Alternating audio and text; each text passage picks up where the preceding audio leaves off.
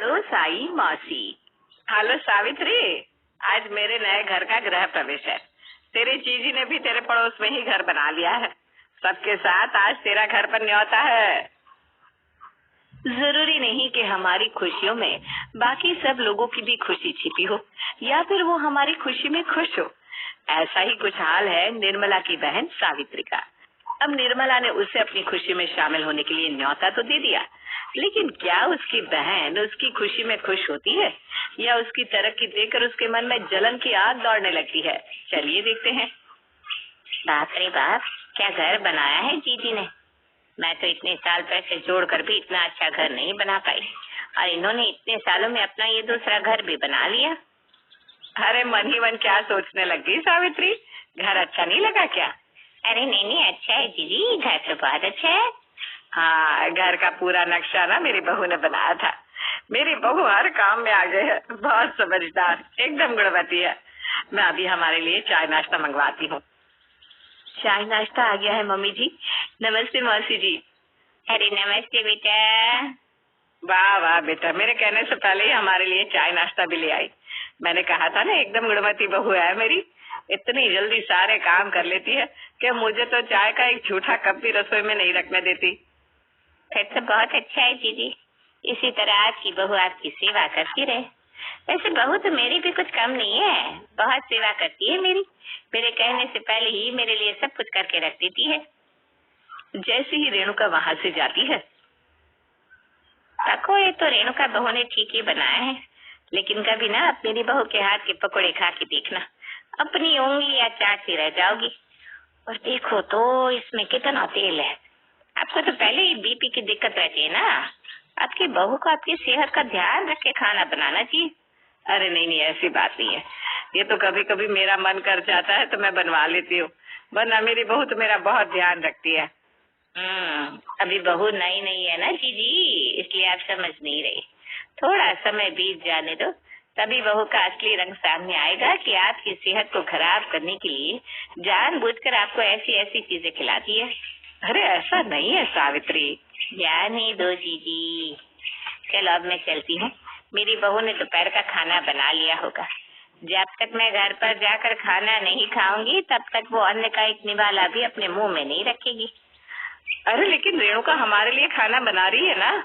नहीं जीजी, मैंने तो पकोड़े खा लिए, वही बहुत है। अब खाना तो मैं अपनी बहू के हाथ का ही खाऊंगी।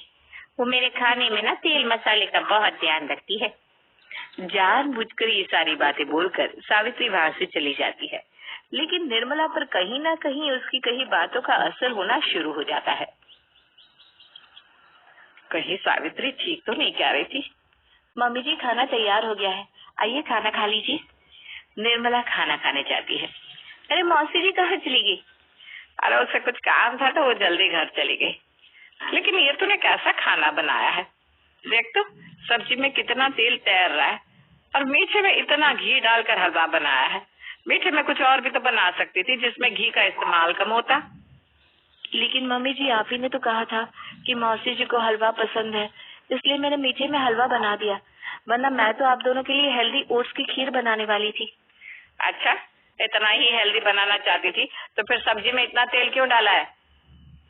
मम्मी जी सब्जी तो मैंने 0 ऑयल में बनाई है, लेकिन मौसी जी को खाने में ये अजीब ना लगे इसलिए ऊपर से एक छोटी चम्मच ऑलिव ऑयल का तड़का लगा दिया, इसलिए आपको तेल ऐसे ऊपर तैरता हुआ दिख रहा है। बाकी खाने में तो सिर्फ 1 चम्मच तेल ही है। रहने दे, मेरा मन ही नहीं है खाना खाने का। मेरे लिए शाम को खिचड़ी ही बना दियो। लेकिन मम्मी जी, निर्मला खाना खाए बिना ही वहाँ से उठकर अपने कमरे में चली जाती है।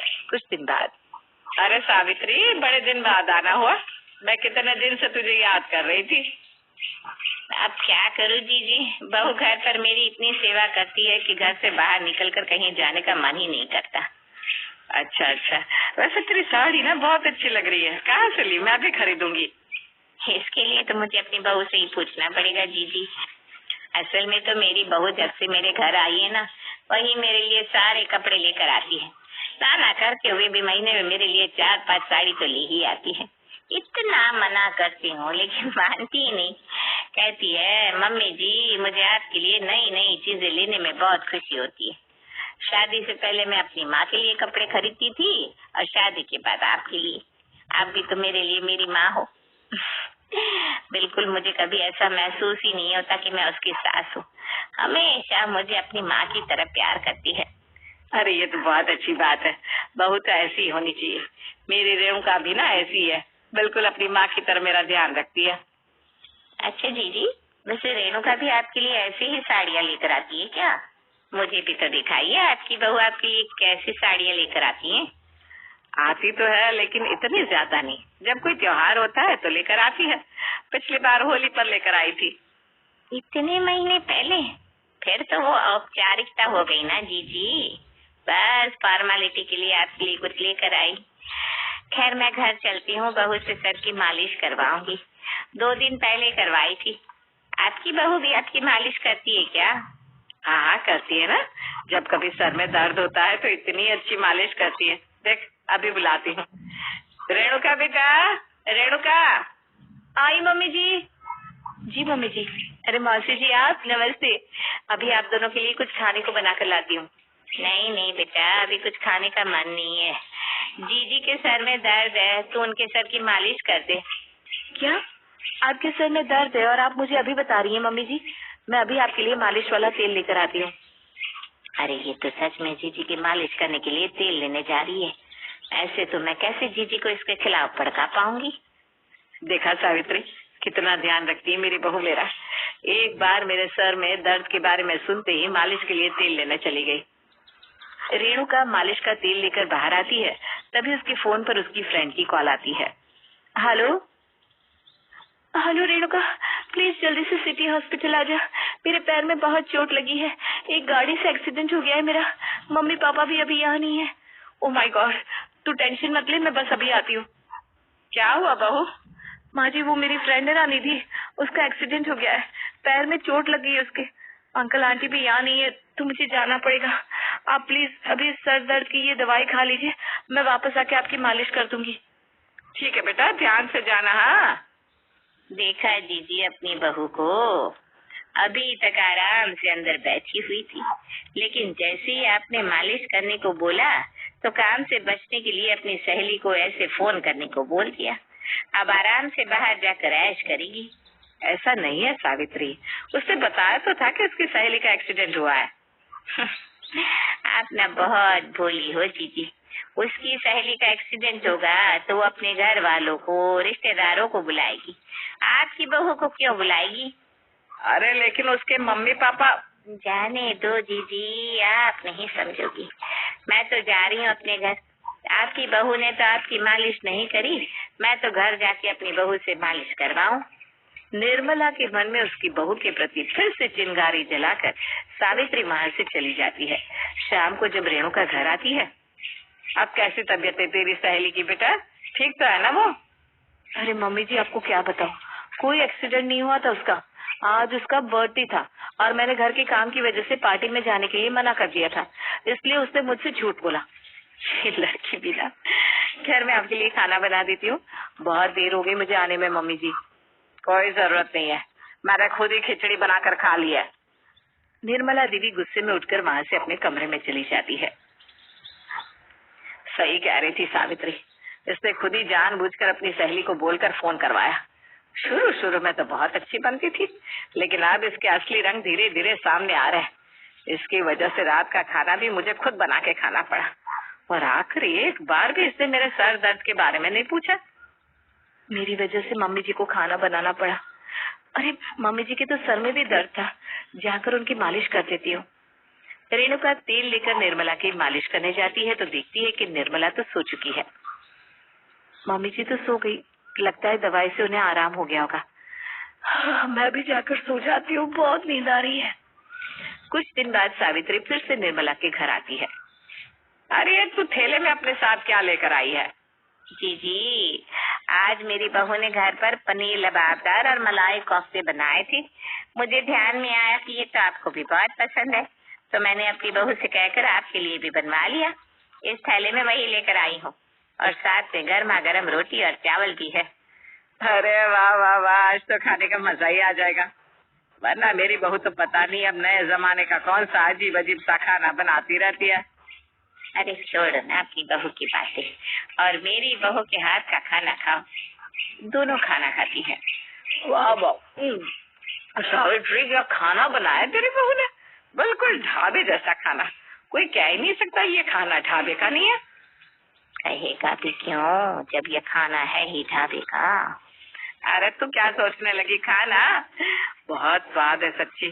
काश मुझे भी तेरी बहू जैसी बहू मिलती, तुम मेरे खाने की तो मौज ही हो जाती।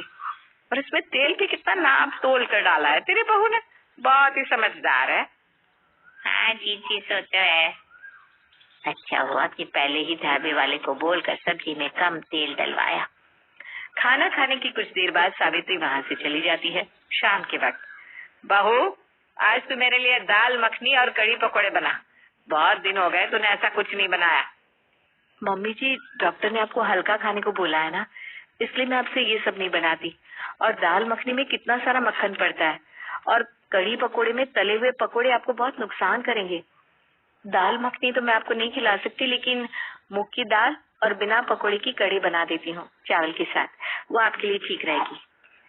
तो ये सब खाना कम तेल में भी तो बना सकती है ना, जरूरी है क्या दाल मखनी में ज्यादा मक्खन डालना? थोड़ा कम मक्खन डालकर भी तो बना सकती है। माँ जी, थोड़ा सा मक्खन भी आपके लिए अच्छा नहीं है, बात समझिए ना जरा। ठीक है। रेणुका किचन में खाना बनाने जाती है। ठीक कह रही थी सावित्री, जब उसकी बहू मेरे लिए कम तेल वाला इतना स्वादिष्ट खाना बना सकती है, तो फिर इससे मेरे लिए कुछ बनाने में क्या आफत आ जाती है। जब देखो तब ऐसा ही बेस्वाद खाना खिलाती रहती है। सावित्री के बहू के हाथ का खाना खाकर तो मजा आ गया, और मुझे वो खाना कुछ नुकसान भी नहीं किया। अगले दिन दोपहर के समय, ये लीजिए मम्मी जी, मैंने आपके लिए मिक्स वेजिटेबल दलिया और रायता बनाया है। एक मिनट, तूने ये दलिये के अंदर घी क्यों डाला है? सादे दलिये से आपको एसिडिटी हो जाती है ना, इसलिए एक छोटी चम्मच घी डाला है। जब कल कड़ी पकौड़ा बनाने को बोला तो कहने लगी इसमें इतना तेल है, और अब खुद मुझे ऐसे घी खिला रही है। नहीं खाना मुझे कुछ, नहीं है मेरा कुछ भी खाने का मन, समझी? लेकिन मम्मी जी, बोला ना मैंने, ले जाइए खाना। निर्मला देवी गुस्से में वहाँ से चली जाती है। शाम के समय, आज तो मैं शाम को सावित्री के घर जाकर उसकी बहू के हाथ का ही खाना खाऊंगी। कम से कम वो मेरे लिए अच्छा स्वादिष्ट खाना तो बना देगी। ये सोचकर निर्मला देवी अपनी बहन के घर जाती है, लेकिन जैसे ही वो घर में घुसती है तो घर के अंदर तो कुछ और ही नजारा देखने को मिलता है, जिसे देखकर निर्मला देवी के तो होश ही फाख्ता हो जाते हैं। बाप रे बाप, हाथी के दांत खाने के कुछ और, दिखाने के कुछ और। ये तो बिल्कुल ही काया पलट हो गई। सच्चाई ये थी, और मुझे चिकनी चुपड़ी बातें करके इससे कुछ और ही सच्चाई बताई।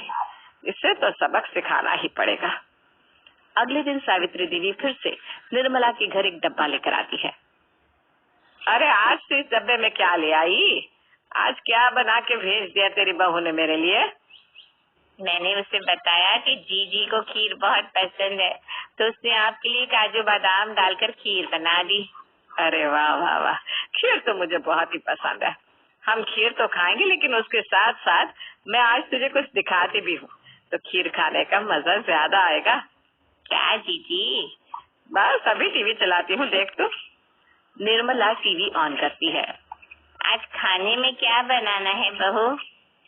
अभी थोड़ी देर पहले बताया था ना कि आज खाने में मुझे दम आलू, अचारी भिंडी, पुलाव, रोटी और बूंदी का रायता खाना है। हर रोज एक ही बात आपको बार बार बतानी पड़ती है, और मुझे ना बहुत जोर से भूख लगी है, इसलिए खाना जल्दी बनाना। हर रोज की तरह अपनी उस कछुए वाली स्पीड से खाना मत बनाना।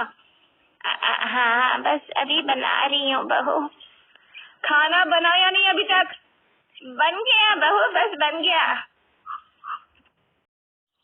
ये ले तेरे दम आलू और अचारी भिंडी। हाँ बस बस, खाकर देखती हूँ। पहले इस कटोरी में रायता डालो। छी छी छी छी, क्या किया ये? सारी टेबल और फर्श पर रायता ही रायता गिरा दिया। एक काम करने को बोलो तो वो भी ठीक से नहीं होता आपसे। वो बहू गलती से गिर गया। चुप, एकदम चुप। और यहाँ भूत की तरह जम कर क्यों खड़ी हो गई आप? साफ करो इसे अच्छे से, और साफ करके दोबारा रायता बनाकर ले आओ मेरे लिए। ठीक है बहू, बस अभी करती हूँ साफ। हाथों में मेहंदी लगी है क्या जो धीरे धीरे साफ कर रही हो? जल्दी साफ करो और दोबारा रायता बना कर ले आओ मेरे लिए, खाने का पूरा टेस्ट ही खराब कर दिया। ओ हेलो, कहाँ बैठ रही हो? पता है ना अभी मैं खाना खा रही हूँ। मेरे खाना खाते समय आपकी टेबल पर बैठने की हिम्मत कैसे हुई? मुझे भूख लगी है बहू। चाहे भूख लगी हो या कुछ भी हो, जब तक मैं खाना नहीं खा लेती तब तक यहाँ पर नहीं बैठोगी आप। चलो जाओ यहाँ से, शांति से खाना खाने दो मुझे। सामने टीवी में ही अपनी ही वीडियो रिकॉर्डिंग देखकर सावित्री के तो होश ही उड़ जाते हैं। उसे ये समझ में नहीं आता कि अब वो जाए तो जाए कहाँ, कहाँ जाकर अपना मुंह छुपाए। सावित्री, कैसी लगी फिल्म? जीजी बोलना, जीजी ये जज जज क्या कर रही है? जीजी वो बस बस, मुझे पता है, मुझे सफाई देने के लिए तेरे पास कुछ भी नहीं है। बहुत झूठ बोलिया तूने इतने दिन तक। अपनी इस बहू की तारीफों के पुल बांध बांध के तूने मुझे मेरी इतनी गुणवती बहू के खिलाफ भड़काया। शर्म आनी चाहिए तुझे। क्या कह रही थी तू कि मेरी बहू तो मेरे बिना खाने का एक निवाला भी नहीं खाती, हर महीने मना करने के बाद भी मेरे लिए 5-6 साड़ी खरीद कर ले आती है, मेरी इतनी सेवा करती है। तेरी बहू तेरी कितनी सेवा और कितनी खातिरदारी करती है वो तो मैंने अपनी आंखों से देख लिया, और तेरी असलियत भी मेरे सामने आ गई। तेरी वजह से मेरे अपनी ही बहू से रिश्ते खराब हो गए। मेरी बहू तो सोना है सोना, लेकिन तेरी वजह से मैंने उसे भला बुरा कहा। अरे मैं तो बहुत किस्मत वाली हूँ जो मुझे रेणुका जैसी बहू मिली, और इसी बात से जलकर तूने मेरे साथ ऐसा किया। मेरी खुशी बर्दाश्त नहीं हुई तुझसे। तू तो बचपन से ही ऐसी है। मुझे लगा बड़ी होकर सुधर गई होगी, लेकिन तू तो अभी भी बिल्कुल वैसी ही है। इससे पहले कि मैं तुझे गुस्से में कुछ और भला बुरा कह दूं, चली जा यहाँ से। ये सब देखने और सुनने के बाद तो सावित्री के मुंह से एक शब्द भी नहीं निकलता। अपनी इस हरकत से अपनी बहन के सामने हमेशा के लिए उसकी नजरें नीची हो जाती है, और वो अपनी नजरें झुकाए चुपचाप वहां से उठकर 9-2-11 हो जाती है।